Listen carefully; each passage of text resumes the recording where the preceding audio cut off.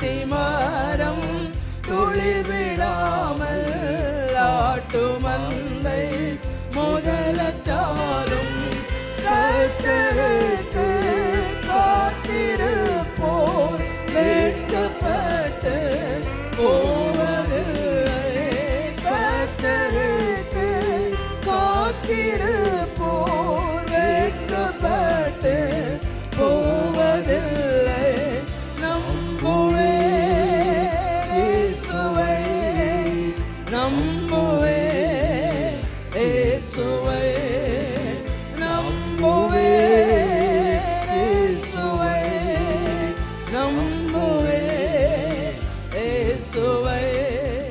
யோவான் ஸ்நானகன் இயேசுவை குறித்து சொல்லும்போது மத்தேயு சுவிசேஷம் 3ஆம் அதிகாரம் 11ஆம் வசனத்திலே எனக்கு பின் ஒருவர் வருகிறார், அவர் என்னிலும் வல்லவராயிருக்கிறார், அவருடைய பாதரட்சையை சுமப்பதற்கு நான் யாரல்ல, பாத்திரன் அல்ல. நான் உங்களுக்கு ஜலத்தினால் ஞானஸ்நானம் கொடுக்கிறேன், அவரோ வென்றால் பரிசுத்த ஆவியினாலும் உங்களுக்கு ஞானஸ்நானம் கொடுப்பார். அக்கினியினாலும் பரிசுத்த ஆவியினாலும். two type of baptism is stated here. ஒன்று the baptism of Holy Spirit, another baptism என்னது, fire. சில சொல்வாங்க அபிஷேகத்தில் two type of anointing இருக்கு. ஒன்று ஆர்டினரி anointing, இன்னொன்று ஃபயர்ஃபுல் anointing. ஒன்று வல்லமை உள்ள ஆவியானவர், ஒன்று ஆர்டினரி ஸ்பிரிட். அப்படி கிடையாது. the baptism of fire என்பது அங்கே ஆவியின் அபிஷேகத்தை யோவான் குறிப்பிடவில்லை.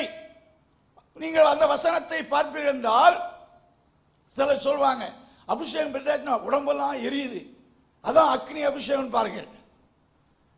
அப்படி கிடையாது. அபிஷேகம் வந்த போது ஏதோ சரீரம் தீப்பிடிச்சிருக்குன்னா அது உண்மையான ஆவியின் அபிஷேகம் கிடையாது. அது அப்படியே நெருப்பு பிடிக்கிறது போல அதெல்லாம் ஒரு எமோஷனல் வார்த்தை. அப்படியெல்லாம் வேதத்தில் நடந்ததாக சொல்லப்படவில்லை.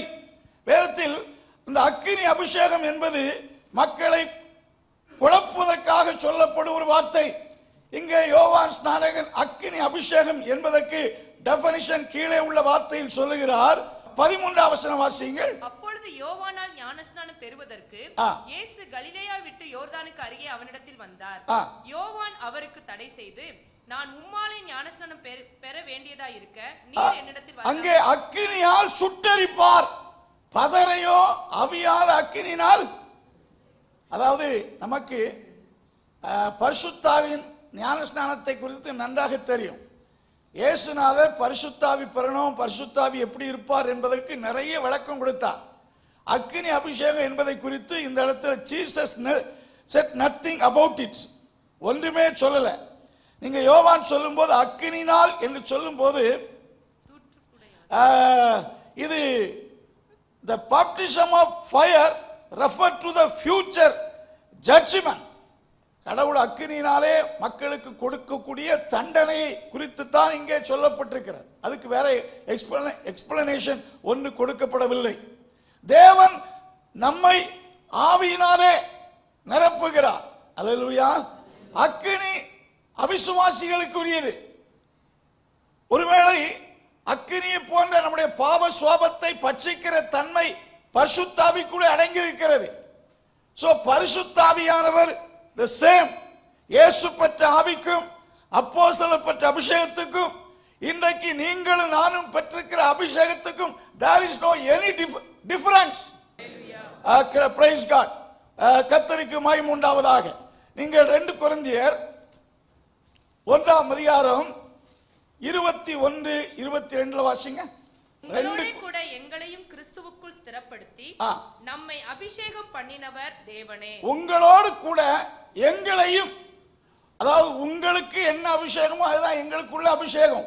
ஆனா எங்களை ஊழியத்துக்கு அழைத்திருக்கிறார், நீங்கள் விசுவாசிகளா இருக்கிறீர்கள். அந்த வசனத்தை மீண்டும் வாசிங்க. உங்களோட கூட எங்களையும் கிறிஸ்துவுக்குள் ஸ்திரப்படுத்தி, உங்களோடு கூட எங்களையும் கிறிஸ்துவுக்குள் ஸ்திரப்படுத்தி நம்மை அபிஷேகம் பண்ணினவர், எங்களை வித்தியாசமா அபிஷேகித்திருக்கிறார். என்று சொல்ல, நம்மை அபிஷேகித்தவர் தேவனே.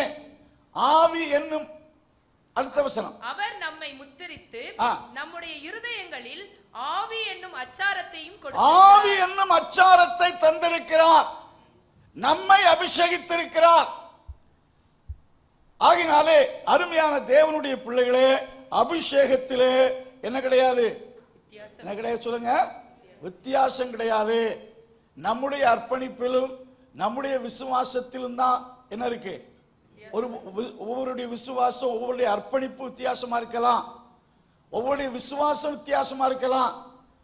பட் நாம கர்த்தரை அபிஷேகம் பண்ணப்பட்டவர்கள் என்பதை அறிந்து, எப்பொழுதுமே அபிஷேகம் எதுக்காக கொடுக்கப்படுகிறது சொன்னால், ஆதியிலே அபிஷேகம் பண்ணப்பட்டவர்கள் தேவனுக்காக பிரித்தெடுக்கப்பட்டார்கள். இப்ப ராஜா ஒரு மனுஷனை, ஸ்தோத்திர சாதாரண ஒரு மனிதனை போய் அபிஷேகம் பண்ணப்பட்டால், அந்த ஆர்டினரி சொசைட்டில இருந்து அவன் பிரிக்கப்பட்டு தேவனுடைய அழைப்புக்கு அவன் கீழ்ப்படிந்து ராஜாவாக, அதாவது ஆர்டினரி பீப்புள் இருந்து அனாயிண்டட் பீப்புள் செப்பரேட்டட், ஆண்டவருக்காக பிரிக்கப்பட்டார்கள். The anointing separate the people from ordinary. தேவனுக்காக நாம் அபிஷேகம் பெற்றவர்களுக்கு, நம்முடைய தேவன் எதுக்காக நம்மை அபிஷேகித்திருக்கிறார் என்றால், நம்மை உலகத்திலும் பாவத்திலும் அடிமைத்தனத்திலும் இருந்து நம்மை தமக்கென்று தம்முடைய சேவைக்கென்று அபிஷேகத்தினாலே பிரித்தெடுத்திருக்கிறார். கிறிஸ்து 33 வருடம் ஸ்தோத்திரம் தன்னுடைய தச்சு பட்டறையில் பணியாற்றி கொண்டிருந்தார். அபிஷேகம் அவர் மேல் இறங்கின போது அவர் தேவனுடைய சித்தத்தை செய்யும்படி குடும்பத்தை விட்டு, தொழிலை விட்டு, he was separated for God's purpose. Anointing of God separate a man from ordinaries. அவரை தேவனுக்கென்று பிரித்தெடுக்கிறது. சோ இதை புரிந்து கொள்ளுங்கள். பழைய ஏற்பாட்டில் உள்ள அந்த நமக்கு புதிய ஏற்பாட்டில் ஆண்டவர் எல்லாருக்கும் அபிஷேகம் கொடுக்கிறார். மாம்சமான யாவர் மேலே என் ஆவியை ஊற்றுவேன். பெந்தேகோஸ்தே நாளில் பவுல் பேதுரு பிரசங்கித்த போது இந்த வார்த்தை தான் ரெஃபர் பண்ணார். யோவேல் தீர்க்கதரிசினால் சொல்லப்பட்டது நிறைவேறும்படி இப்பொழுது பரிசுத்தாவியானவர் நம்மேல் வந்து என்ன செய்கிறாரே? இறங்கி இருக்கிறார். அதனால பரிசுத்தாவியை பெற்றுக்கொள்ளுங்கள். பெற்றுக்கொண்டவர்கள் அவருக்கு நல்ல கீழ்ப்படியுங்கள். அவரோடு நல்ல ஒரு யூனியன், ஒரு ஃபெலோஷிப்பை காத்துக்கொள்ளுங்கள். அப்படி இருந்தால் நீங்களும் வல்லமை உள்ள ஆசீர்வாதமான பாத்திரமாய் இருக்க முடியும். உங்களுடைய வல்லமை பிசாசின் வல்லமை விட பெரிதா இருக்கக்கூடும். நீங்கள் சந்திக்கிற பிரச்சனை எதுவாக இருந்தாலும் யூ கேன் ப்ரிவைல் இட். மனுஷ வல்லமையா இருந்தாலும், பிசாசின் வல்லமையா இருந்தாலும், பில்லிசூனிய வல்லமையா இருந்தால் எல்லாமே ஸ்தோத்திரம் அந்த பிசாசின் வல்லமைக்குள் உட்பட்டதுதான். பட் இயேசுவுக்குள்ளே தேவ வல்லமை இருந்தபடினாலே அவர் அந்த வல்லமைகளை மேற்கொண்டவர் மட்டுமல்ல, அந்த வல்லமையில் அகப்பட்டவர்களையும் யார் என்ன செய்தாராம்? விடுதலை ஆக்கினவராயிருந்தார். அந்த தீய வல்லமை கிறிஸ்துவ மேற்கொள்ளவில்லை. அந்த தீய வல்லமையை இயேசு துரத்தினார். ஏனென்றால் அவருக்குள் தேவ வல்லமை இருந்தது, தேவனுடைய அபிஷேகம் இருந்துச்சு. சோ நமக்குள்ளே தேவன் தம்முடைய ஆவியினாலே அபிஷேகித்திருக்கிறார். ஆகையினால anointing is very very important. அபிஷேகத்தை காத்துக்கொள்ளுங்கள். அபிஷேகத்தை பெற்றுக்கொள்ளாதவர்கள் பணம் கொடுத்து பெற முடியாது. நவேத்தில் வாசிக்கிற அப்போஸ்தலர் புத்தகத்திலே அபிஷேகம் ரொம்ப வேல்யூபிளா இருக்கிறது. நம்மிடத்தில் இருக்கிற மந்திரிகத்தை விட பவர்ஃபுல் காரியத்தை செய்கிறது என்று சொல்லி ஒரு மனிதன் பேதுருவிடத்தில் வந்து கொஞ்சம் பணத்தை கொடுத்து, உங்களிடத்தில் இருக்கிற ஆவியின் வல்லமை எனக்கு என்ன செய்யுங்க, கொஞ்சம் தாங்க. அப்பொழுது பேதுரு சொன்ன வார்த்தை என்ன? உன் பணம் உன்னோடே கூட நாசமாய் போகும். Price God. பணத்தினால பெற முடியாது. நல்ல பவர்ஃபுல் பர்சனோடு நீங்க ஒட்டிக்கொண்டு உங்க அதிகாரத்தை எனக்கும் தாங்க என்று கடன் வாங்கி நீங்க வல்லமை பெற முடியாது. அனாயிண்டர் இஸ் ஜீசஸ். இயேசுவே எனக்கு தாரும், இயேசுவே என்னை அபிஷேகியும் என்று கேட்பீர்கள் என்றால் கர்த்தர் கண்டிப்பாக தருவார். நீங்கள் அபிஷேகத்தையும் வல்லமை பெற்றால் நீங்கள் இப்பொழுது இருக்கிறதை விட வித்தியாசமாய் வாழத் தொடங்குவீர்கள். அந்த வாஞ்சை நமக்குள் இருக்கிறதா? வேதத்தில் எலியாவின் காலம் முடிய போகுது. உலகத்துக்கு தேவன் தம்முடைய மக்களை தொடர்ந்து ஊழியத்தை செய்ய வேண்டும். தீர்க்கதரிசிகளின் புத்திரர், தீர்க்கதரிசன ஊழியத்துக்கு பயிற்சி பெற்றவர்கள் அநேகர் இருந்தாலும் எலிஷாவுக்குள்ளே ஒரு வாஞ்சை இருந்துச்சு. உம்மிடத்தில் இருக்கிற ஆவியின் வரம் எனக்கு என்ன செய்யணும்? ரெட்டிப்பாய் வேண்டும். Double portion. He wanted double portion, to have double portion of the Holy Spirit. அப்பொழுது எலியாவை சொன்னாரு, நீ ரொம்ப கடினமான காரியத்தை கேட்கிறாய், அல்ல அரிதான காரியத்தை கேட்கிறாய். மற்ற தீர்க்கதரிசிகள் எல்லாம் இன்றைக்கு உன் எஜமான் உம்மை விட்டு எடுத்துக்கொள்வார், உமக்கு தெரியுமா? சும்மா இருங்க, எனக்கு தெரியும் என்று சொல்லி அவன் அந்த வல்லமையை பெற்றுக்கொள்ள கருத்தாயிருந்தான். தேவனுடைய வல்லமையை, அதிகாரத்தை, அபிஷேகத்தை பெற்றுக்கொள்ள கருத்தாயிருந்தான். கர்த்தர் அவனுக்கு கொடுத்தார். எலியாவின் வரத்தை அல்ல, உம்மிடத்தில் உள்ள ஆவியின் வரத்தை எலியாவால் கொடுக்க முடியாது. அப்போ எலியாவால் கண்டிஷன் கொடுத்தான். சோ அதை அப்படியே ஃபாலோ பண்ணான். ஸ்தோத்திரம். ரெட்டிப்பான வல்லமையை பெற்றான். அந்த வல்லமையை பெற்ற போது அவனுக்குள்ள பிரதான மாற்றம் வந்தது. நீங்க வேதத்தில் வாசிக்கும் போது சாதாரணமா இருந்தவன், he was an ordinary man, but தேவ ஆவி அவனுக்குள் வந்தபோது அவன் பெரிய வல்லமை உள்ள சூப்பர் நேச்சுரல் மேனாய் மாறினான். அல்லேலூயா. சோ ஆவியின் வரத்தை, ஆவியை, பரிசுத்தாவியை பெற்றுக்கொள்ளாமல் பலர் இருக்கிறீர்கள்.